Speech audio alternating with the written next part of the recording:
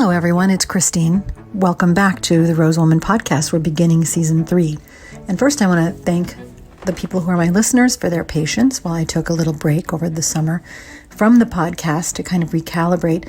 I had the best summer of my life. I was able to teach eco-spirituality, trauma healing, bhakti yoga, full awakening kind of programs with my friends Adam Bauer, Sukadas, Katya Wallish, John DeCott, Renata Langner, in places all over Germany, in Portugal, and then also on the East Coast of the United States. And I feel in some way like the 30 years of study that I've put into so many modalities have finally been coming together. The programs were really well received, so we'll be back again in all of those places as well as in other countries next summer. So the other thing I've been working on is Sensing Woman. And I've mentioned it a couple of times. I mentioned it on my pre-break pod, but it's come together so amazingly. It's a 4-night, 5-day event in Chelsea in New York at the end of September. And it's also going to be simulcast so that if you want to join in by online, you can totally do that. It's really a program about what does it mean to be in a female body now, and where are we moving towards as we deprogram ourselves from bad cultural ideas, and particularly at a time when authoritarianism, particularly in the United States, would like to reinstate some kind of bossiness over a woman's body. And we are doing this event with 32 contemporary artists, female artists who have something to say about the female embodiment experience, as well as midday councils with people like body positivity expert Emmy, who you've heard on the show before. She's selected multiple wonderful people for her panel. Katie Fogarty of A Certain Age Pod has put together a panel on media and stories we're telling. Allie Ward, the top science podcaster in America, has put together a panel of ologists. You know her show Ologies, or you might know her from CBS Innovation Nation. We've got so much more. This, Not That on algorithmic bias with Jackie Rotman, who you've also heard on the show from the Center for Intimacy Justice. And then the evening programs. Opening night is Eve Ensler, the grande dame of activism around body violence and reclaiming your intimate parts. Very excited to have her. What an honor that she agreed to join us.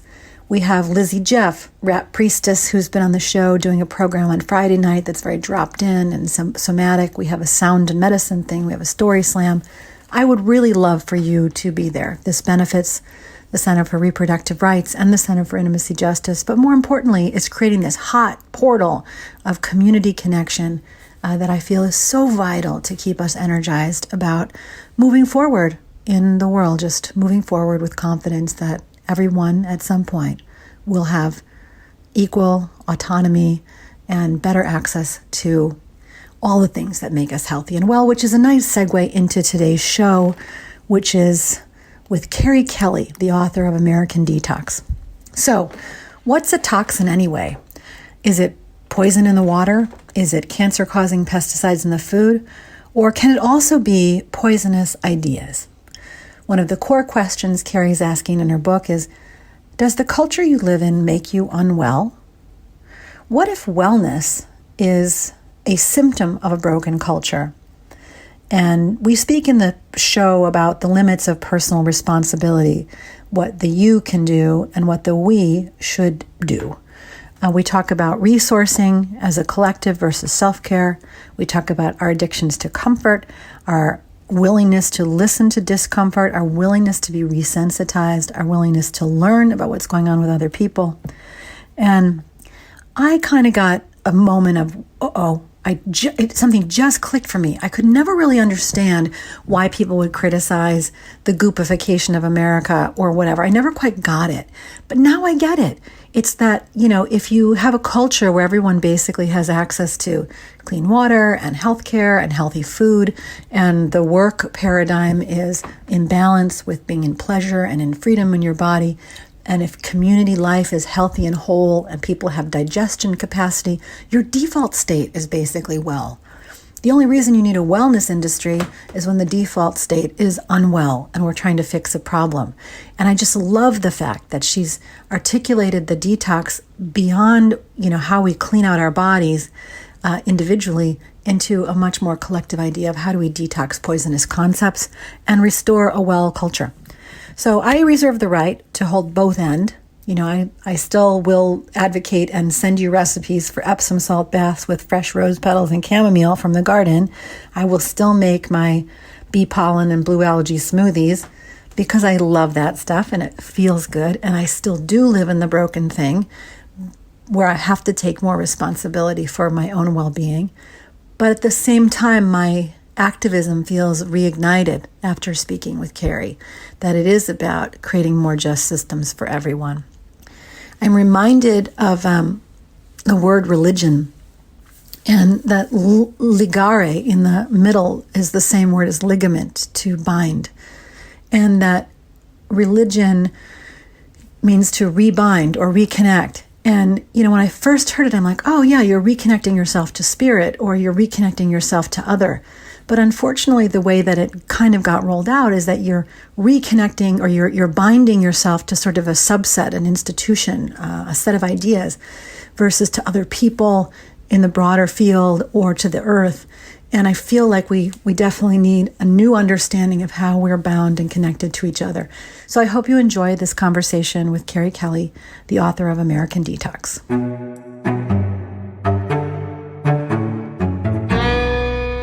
I think the last time I saw you was at Lake Tahoe, maybe? Was it Lake Tahoe?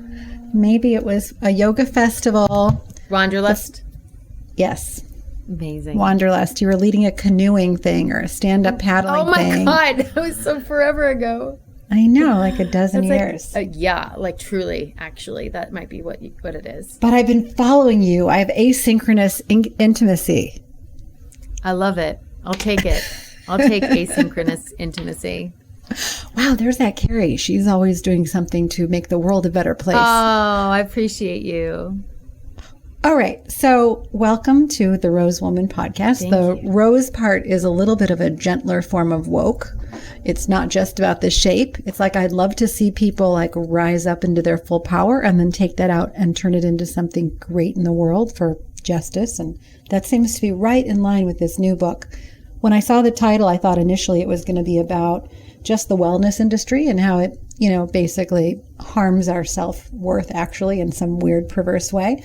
But then when I read the book, it was a much broader idea of detox, like almost like you're detoxing all of the poison that's in the culture that we're steeped in. So I'm so happy to have you on and talk about it. I'm so grateful, Christine. Thank you. So what does it mean to be well? You said something early in the book, like it's hard to be well in a fucked up world, but what does it mean to be well in the world we have? I feel like that's the question I'm asking in this entire, journey in this entire book is like, what does it mean to be well? Given everything we're up against, given the culture that we're steeped in, given the history that we come from.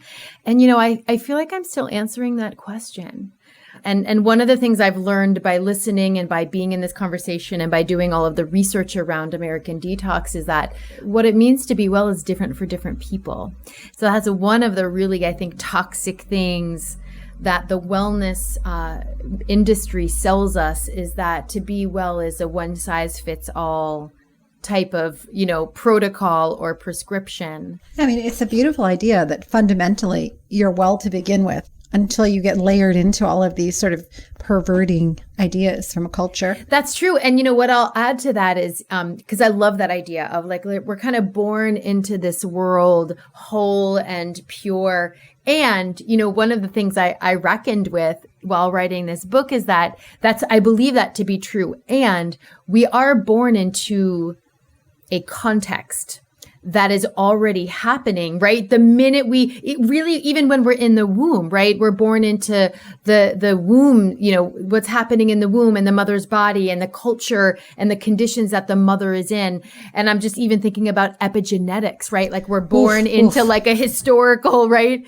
And generational trauma. You just actually hit this thing, like it's not a blank slate. You're not. And that actually believing a blank slate, pure baby blank slate, is buying into the idea that you're a self-created individual from the get, which you're not. Completely. Right. So, and which I just want to say is like a beautiful aspiration. So like, yes to that. Right. But once I started to like dig back into the, like, you know, one of the big questions I ask in this book is like, where do we come from?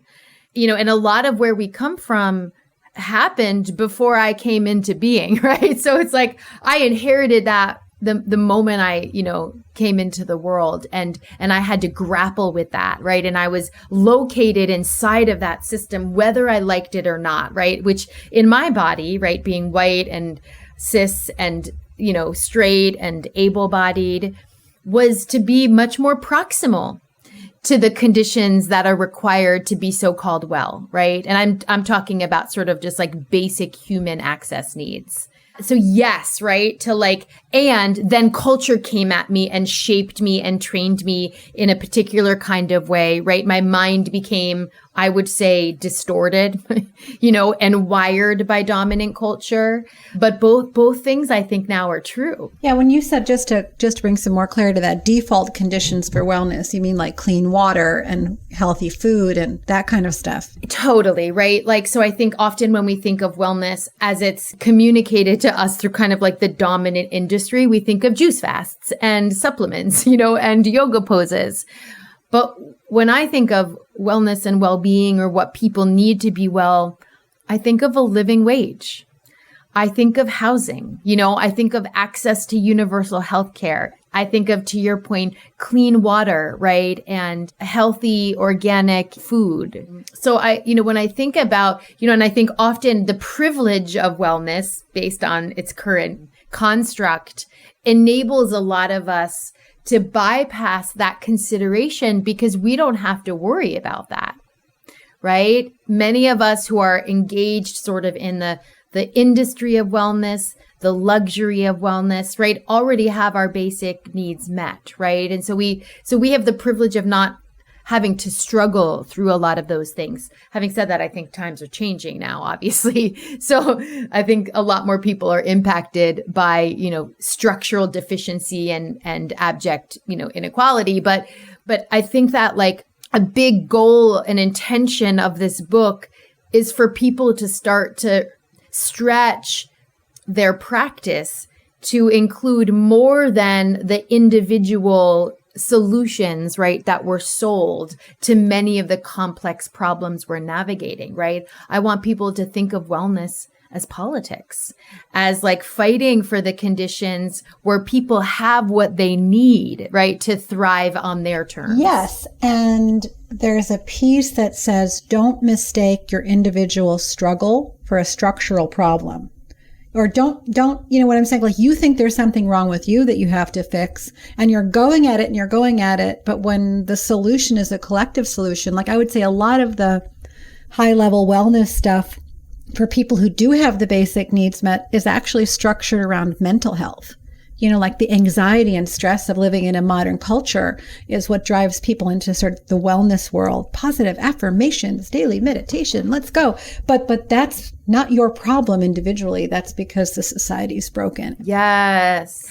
I love that reframe. Thank you for that. And I think, you know, systems and structures of power not only sell us, right, the false promise of these sort of deeply individualized, simple solutions to complex problems, but then they blame us for when we struggle and for when we're not well. And I think that's really intentional, right? Because when we put the onus, right, on individual choices and personal responsibility, which is a big part of our all-American DNA, right? This idea of personal responsibility, then systems aren't responsible for our suffering and our struggle, right? It's almost like the system says, don't look over here, right? Look over there. Something must be wrong with you if you're sick, right? Or if you're struggling, or if you're if you can't get a job, right? And I heard this amazing thing a couple months ago about burnout. Someone was saying that burnout is not a thing, right? Because burnout implies that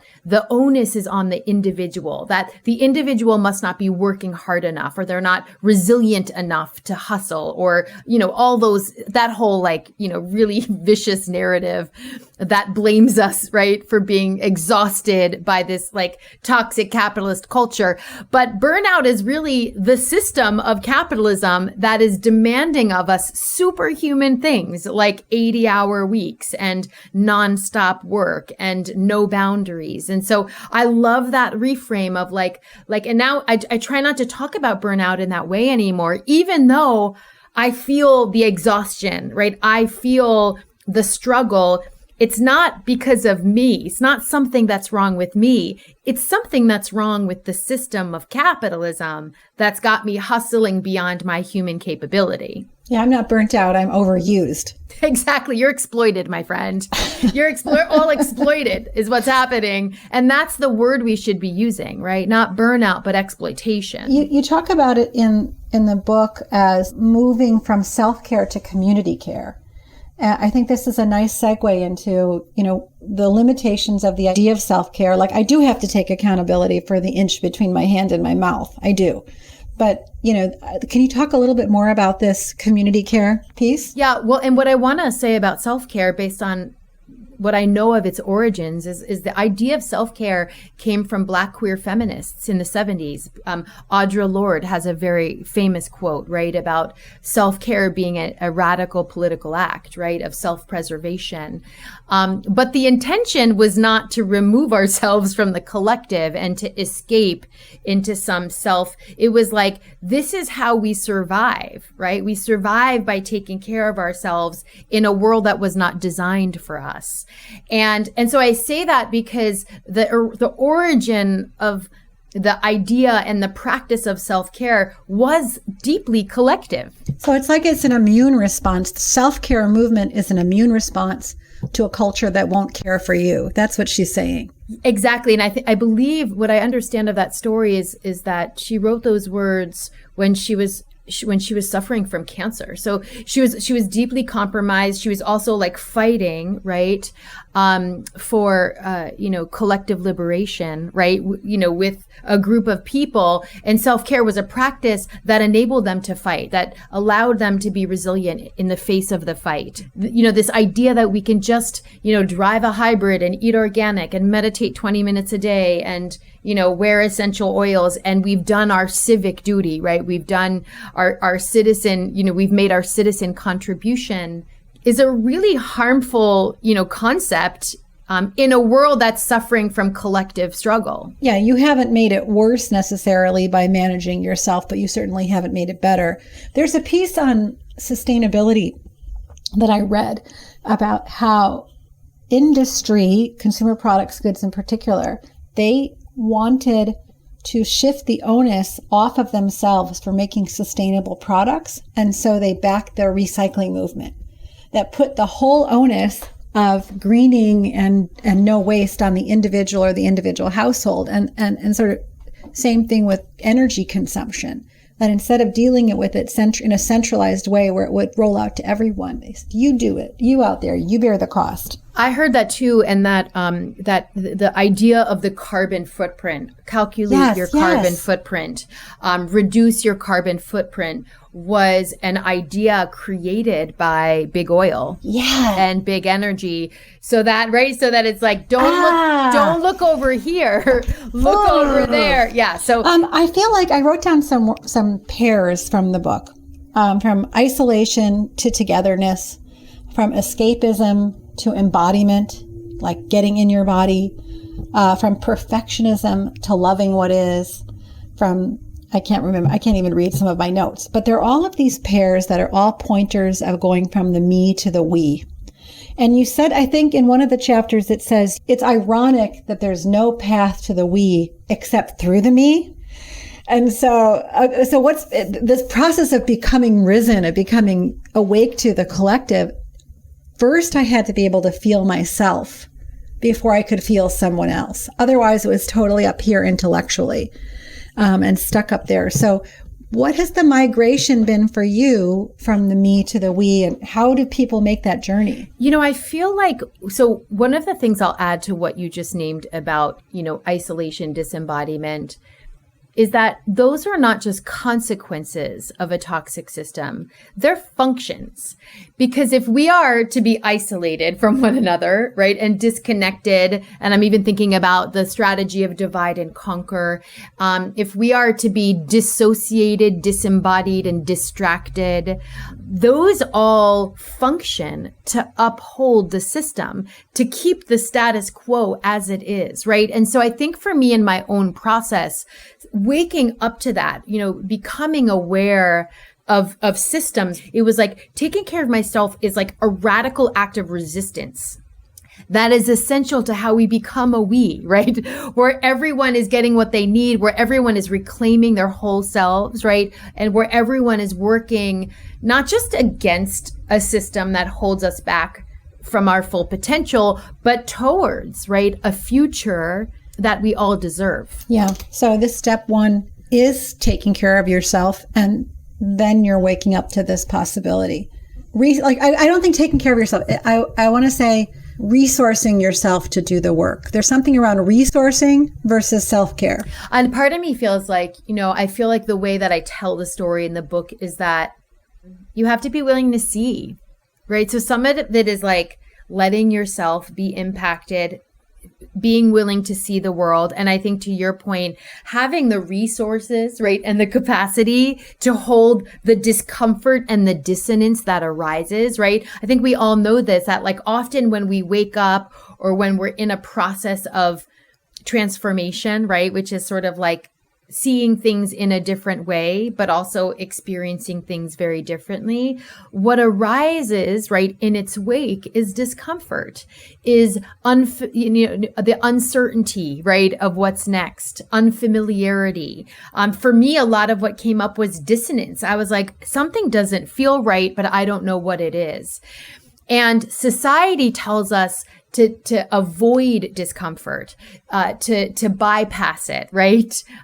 To distract ourselves. Even a lot of that toxic positivity, I think, is a way that we're selling people the idea that you should only feel good, right? That like feeling good is the end goal and discomfort is bad or toxic or something is wrong. So I feel like that resourcing piece that you're naming feels essential, because to me, we resource and we build a capacity to allow for the discomfort that is teacher, right, to arise, right? The discomfort that to me is a signal that something is changing, that you're changing. And so now I've come to learn to listen to discomfort as it arises. I'm like, ooh, something's happening. What is that? I get curious about it, right? I get compassionate. And to your point, I feel my feet on the ground. I make sure I have what I need. Sometimes I have to call people in. To me, wellness is about building a capacity to hold change, to hold conflict, to hold discomfort. Yeah, to feel. To feel. I've been spending, over the last 5 years, I've been doing collective trauma healing work, like training in that. And it's pretty clear that when you're young, if you are overwhelmed in a situation, that you develop all of these adaptive strategies to shut down, suppress, or put those feelings away. And that to carefully unpack that requires being held in community, being looked at, being presenced. But instead of that, most people get a bottle of alcohol or something, and they don't develop the skills to digest experience as it arises. And if I can't feel you, then I can objectify you. And if I can objectify you, I can shoot you up in a church. And that this core willingness to be resensitized, which is so uncomfortable, like, how would you do that alone? It's one of the, I think you're right. I think understanding how trauma works is really helpful, right? In understanding how we get free, right, of this indoctrination, but also how we walk through this really like messy pathway, right? This complex process, right? Of what you're naming, right? Which is like, it's not just confronting the trauma, it's discharging it, right? And and all of the, things that arise from that process. And, one of the things that I think we're learning, especially through like the vagus nerve, is that there's self-regulation that's helpful. Like, how can I take care of myself, right? So that I can be invested in my own trauma, healing. But there's also co-regulation, to your point, that like actually we heal in community. And I think dominant culture, especially in the field of psychology, leans really hard on like one-on-one therapy and individual healing. And I feel like so much from, what's emerging from trauma work is that co-regulation is essential. Like collective healing is actually a part of healing. Relational healing is like core, right, to how we move through, right, some of this work. Yeah. And I mean, if I take my secret shame into a one-on-one therapy session and work through it and feel it, that's fine. But I'm still going to think what I did is shameful at some level. But if I sit in a room with a dozen other people and say, how many of you have experienced this? And 3 of them raise their hands, it's a totally different situation. Well, and it points back to what we were talking about before. Like, wait a minute, we're all experiencing shame. What else might be at work besides it's my fault, right? When we start to see ourselves in shared struggle, we're like, wait a minute, maybe it's not us. Maybe it's the system that's messed up. And maybe that's where the healing needs to happen too. I want to jump to the word detox for a minute. So when I was growing up, you're younger than me, but when I was growing up, I did not hear that word ever.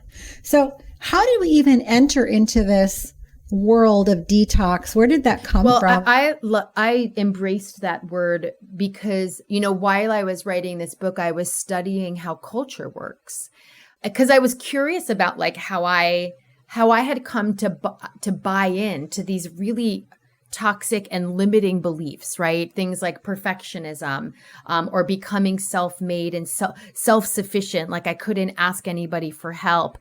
Even whiteness, like all of these really like ways in which my mind and my perspective, right, of the world had been shaped by dominant culture. And the way that I understand culture is that it's the air that we breathe.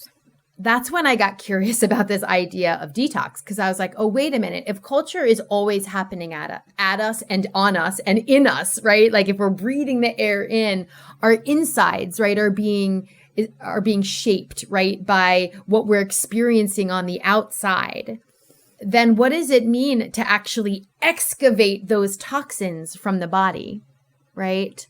And also excavate those toxins from the systems and the structures that we're a part of, right? So there's also like an external and a collective detox that I talk a lot about in this book. But one of the theories of change that I try to put forth, through this inquiry is that what's happening on the outside is happening on the inside. And what's happening on the inside is happening on the outside, right? And air is like a great conduit of that, right? Because you breathe it in, you breathe it out, you breathe it in, you breathe it out. And that's how I understand dominant culture. Like I feel like wellness often sells us this idea that we can transcend into some higher consciousness and graduate. And I don't know that I believe that to be true. But the detox part, I feel like, demands that we excavate, right? That we heal, that we bring up to the surface what has been dormant and hidden, maybe neglected, right? Maybe shamed and excluded, and fully integrate and digest it, right? Compost it into. So I love that idea, because that is how I understand trauma heals, right? Is by like pulling up, right? That exposing, right?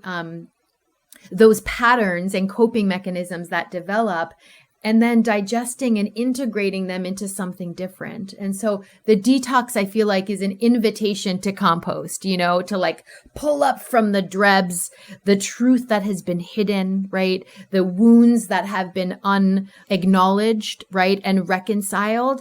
And then to do the work of like reintegrating them in a different form, in a different way. Yeah, I mean, a cultural detox that you're talking about might even have some of the same symptoms as a physical detox. Like, the first few days, like you get headaches and you break out in hives and you vomit and you have diarrhea and all the stuff that happens when you change what your nourishment is. And then you feel amazing. and high. And then you go back to doing the same things that you did before the detox, and just using those parallels, like it might make you sick. It's going to make you uncomfortable. You're going to feel great when you go through a layer, and you're going to want to revert because it's a lifetime of habit. And what you need in that environment is other people who will support you in making the change. So you've been about that a lot. You've created movements and communities, because I know with this worldview, you are not going about culturally detoxing as an individual. Thank you for that analogy, by the way. I love that. And I feel like what you're making me realize as you describe that is I feel like, like a doula, like a detox doula, because some of what I've found to be really helpful in my organizing is doing what you just did, is saying, this is happening, whether we like it or not. Here's why. Here's where it comes from. Here's how it might feel in your body. Here's what we can expect, right? As it runs its course, right? As systems continue to collapse, right? As people in power resist, right? The liberation that's rising up, right? The new way of being that's taking hold. I feel like people need to hear that, right? Because I think a lot of us are in terror about what's happening in the world. And because society has been organized and designed in such a way that we all feel isolated, right? And separate, right? And alone and helpless, we're reluctant to reach out to one another, to be like, hey, are you feeling this? Does this feel like shit to you? Or is the world losing its mind? Like, you know what I mean? Like all the things I think all of us think, but are afraid to say out loud. And so I just wanted to say that, like, so much of how I organize is I try to say those things out loud. Like, here's what I know to be happening, right? Or here is what I'm hearing from the front line, or here's what I'm learning.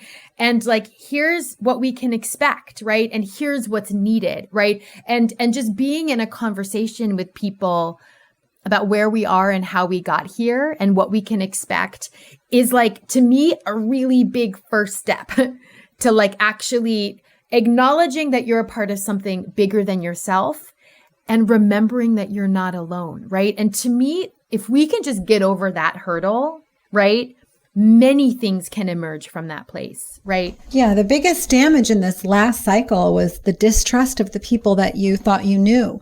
And the thing about sitting with you in a room and talking to you and having you doula me into my new awareness, it's very different than being online and not knowing that it's a million Russian bots that are talking to you. Like, what do my neighbors actually think and feel? I need to know that by being in direct contact with them. I think that's true. And I think there's a lot of beautiful things I've seen emerge from virtual spaces, especially right in the pandemic. But to your point, what a lot of those spaces are missing is culture. They're missing a container that is rooted in trust and relationship. So listen, if you want to detox in a real way, I know you all were listening to this show because you thought you were going to get the top tips on green juices and colonic hydrotherapy. But sorry, we want you to do the real detox, which is to detox yourself from a poisonous culture, which produces true wellness for you and everybody around you. There's what's that spiritual? If one of us is chained, none of us are free. And if you can really feel into that, like it will change your life. Like, you can't have your retirement savings and hole yourself up in a house because the market affects everybody, And so we've got to start thinking in a different way. Yeah. And I was just going to add, and this idea that you can be well while so many people are suffering is just not true. And so if you value wellness, which I'm assuming a lot of people do, because it's a $4.4 trillion industry globally, right? You got a lot of people throwing down financially and investing in this idea, right, of wellness and of being well, then we have to rise to the occasion, because none of us are well unless everyone is well. I think we did a TEDx on that in 2013 called 7.5 billion well. Could you even imagine that? And, it was really hard to imagine because we're so steeped in, the poor will always be with us. I think that's even in our scriptures. If you're in a Christian Judaic tradition, that's got to go.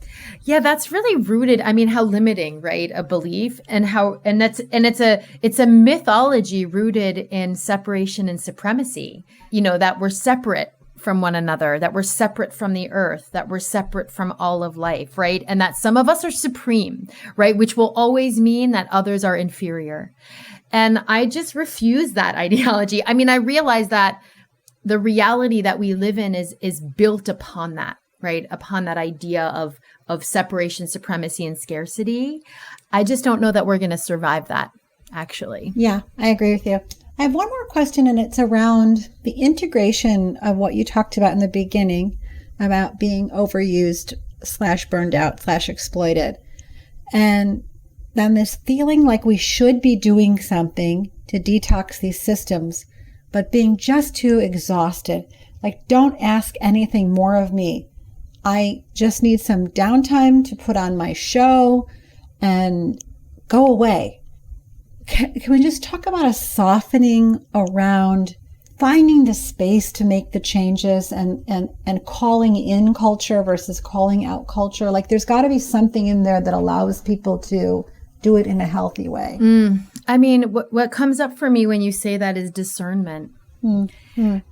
Because when you talked about, like all of us being burned out and overworked, but also being called to do more, what came up for me is paradox, is sort of like the spiritual paradox of like both and, right? Like, yeah, like is kind of my answer to what you're saying. Like, yes, that's happening. And I don't know if it requires a softening as much as it requires a capacity to like hold that both are happening at the same time, that we're becoming increasingly more exhausted, more, I would say, anxious and traumatized by what's happening in the world. And there's a greater and increasing need for us to show up on behalf of the whole of who we are and to show up on behalf of future generations. It's a little bit like the urgency paradox. Like Bayo Akomolafe says, these times are urgent. We must slow down. And I've been trying to be in this practice of like, there are times to slow down, right? Especially if we're burned out and not well. And there are times to speed up. And so like, to me, it's about discernment. It's not about like one or the other. It's about like what is needed in this particular moment. And then the second part to that I want to add is what makes that possible is the collective. Because there are going to be times, Christine, when you are exhausted or you are burned out or you are sick or you have COVID, right? But I can step it up. And so, right. So some of that, like, I have to like protect myself and preserve comes from sort of this myth of separation, this experience of isolation, this like, and it also comes from a, like, not all of us have been showing up for each other, right? Some of us have, and some of us have been taking care of their own, right? So part of me is like, it points back to the collective, like inside of a healthy collective, right? A relational collective, there's lots of room for people to get what they need at different times, right? And some people will need to slow down and take care of themselves and rest. And other people can actually step up to the plate and throw down, right? Or speed up or accelerate.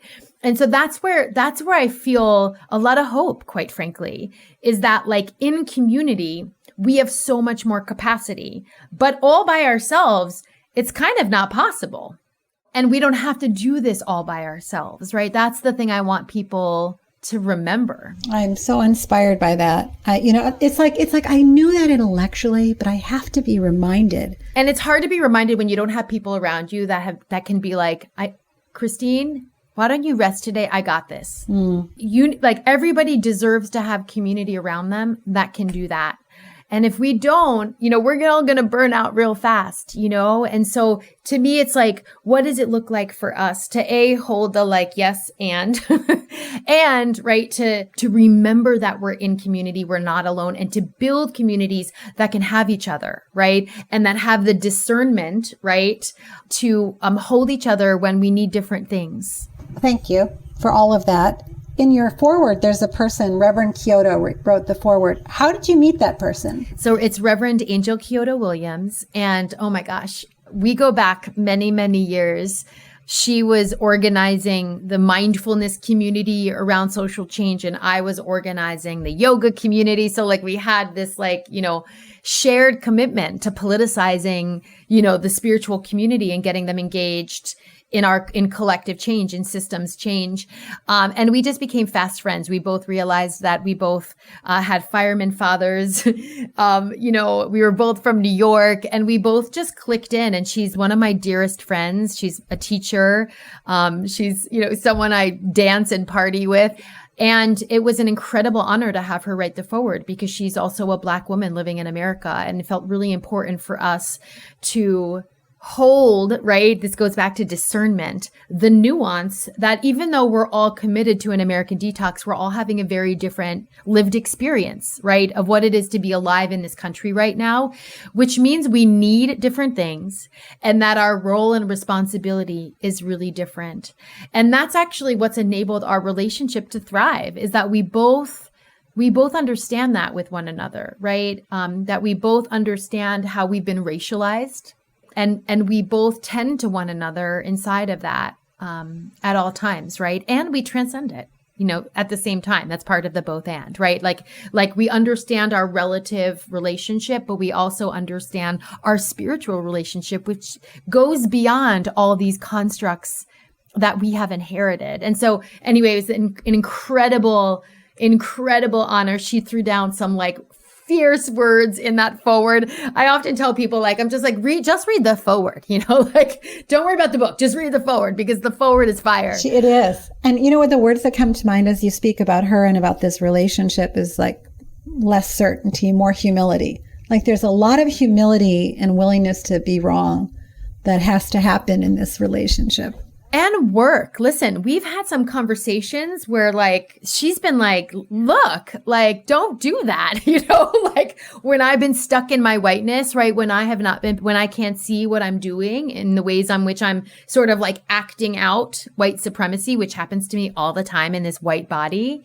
We've had to have some really hard conversations, right? Uncomfortable conversations, fierce and true conversations. And relationships across lines of difference require that, quite frankly. There's no Pollyanna, right, in how we navigate this, really unequal world across lines of difference. And so anyway, so we've just built a practice and a rapport and a culture that allows us to support one another, right, but also locate ourselves inside the problem. I love it. Okay, so if you could wave a magic wand today and have one wish for our listeners, what would it be? I actually have a magic wand right here. Oh, how perfect. Somebody gave this to me when I was going into a difficult conversation, and they said, you know what? I know this is going to be hard for you. Just take the wand. It's only $2.99, but it's going to change your state. So I'm bringing magic. Okay, go ahead. Someone told me, I feel like maybe Suzanne Sterling told me this. Oh, Suzanne. I love Suzanne. Right? I don't even know how to describe her. Witch, warrior woman, priestess. I mean, all those things, right? I love that we're having a love affair for Suzanne Sterling right now. But, I go to her for all things magic and witchcraft, because that wasn't how I was brought up. And I feel like she said that magic, I want to say it was something like intention married with will. Right. So I just and I feel like what you're asking of me is uncomfortable for me, because I'm I don't know how to do magic. So I'm kind of bringing that context into this conversation that if magic is, intention coupled with will, right? To bring forth intention, right? In really radical ways. I think what I want for people is a radical remembering. I feel like so much of our suffering is rooted in what we have forgotten. The history that we have forgotten, the connection, right, to the earth and to each other, right, our relationship with time, right, and past and future generations, so much forgotten and erased and lost in how we got here, in the history of how we got here. And so I guess that is the magic wand. It would be amazing if one day, tomorrow morning, let's say, for example, we all woke up and remembered, right? Remembered our indigeneity, remembered our history, remembered the journey of our ancestors and what it took them to get here, remembered our past wrongs and the wounds that we've incurred along the way, so that we can do the work of repair. That's the magic thing I want for us. I just want us to remember, because I feel like if we remember that we can't survive without each other. We would do very different things. That was such a beautiful response. So may we all remember and then act. Thank you so much. We're so aligned. I've loved this conversation. I'm so excited that you and I got to reconnect around this. In 2016, oh my God. On the day of the election, I was releasing a book called Indivisible. It was asking those same questions, like, how did I grow up thinking I was a number? How did I grow up thinking I was alone? All of those questions. A lot of that for me was tied up in female embodiment, which turned into Rosebud and a bunch of other things. But and then I was asking the question of, like, how did people become brave 30 or 40 years before a justice movement became mainstream enough to step out and act when they were like getting tomato pelleted by their own peers? So we looked at 8 movements over the course of, like, the first racial justice, gender justice, child labor, ableism, all the people who were out there just like standing out there beating the drum when no one else was. What did they have in their soul? And who did they have around them? And it was, to a person, they had 5 or 6 key people who were had different skill sets, who were all making like a little pod of change. And that pod, every time things got really bad, they would remind each other of their why.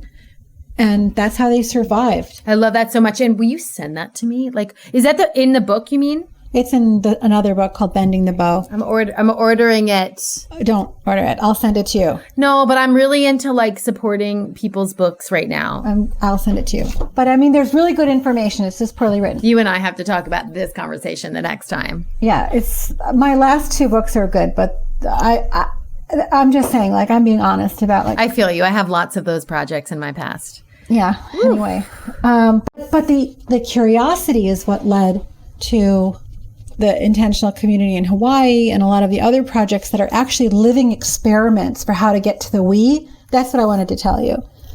And that there are very repeatable lessons. I think the last chapter or 2 of the book really capture that. So that I'll send you. Thank you so much for joining Kerri Kelly and me for this conversation. If you'd like to continue the dialogue, you can message me on Instagram at the.rose.woman or find me at rosewoman.com. Rosebud Woman is the company that I founded that makes intimate wellness products and body care products and lifestyle products to remind you that your entire being is whole, perfect, and complete. And I invite you to try some samples over there. And if you care about the program and you like the program, then please take a moment and do me a favor and share it with someone who might benefit. Subscribe, rate it, review it. It's very, very helpful to getting it seen organically. So I hope you live today in the complete knowledge of the utter perfection that you are, that whatever seed became you knew exactly what it was doing and that there's nothing to fix, that your wellness is deeply rooted in wonder, awe, reverence, and appreciation for this life, and that it turns into a feeling of wanting that for everyone. As they say in the yoga world, may all beings everywhere be happy and free, and we really mean it. May you and all beings everywhere be happy and be free. Check out sensingwoman.org, and I will see you next week.